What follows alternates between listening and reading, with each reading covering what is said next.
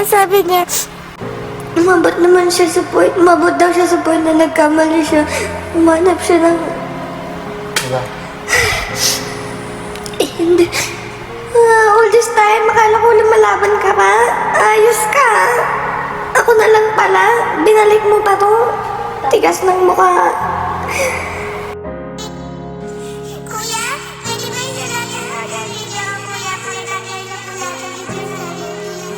Nakapit po yung sa black up. Napakagulgol na sa iyak si Fiang nang malaman mismo kay Shan na maiba na siya. Special someone pala ni Fiang ang tinutukoy sa Pinoy Big Balita. Ayon niya sa balita, special someone apektado na. Ngayon ay confirm na talaga na totoo pala ang kumakalat na balita na maiba na si Shan. Ayon niya sa kanya, siya na lang pala ang lumalaban. Labis talagang nasaktan si Fiang. Inabangan nga ng taong bayan ang buong detalye sa kanilang pagtatagpo. Samot-sari nga ang mga reaksyon ng taong bayan ngayon. Gayunpaman, marami ding nasaktan para kay Fiang, lalo na ang taong bayan.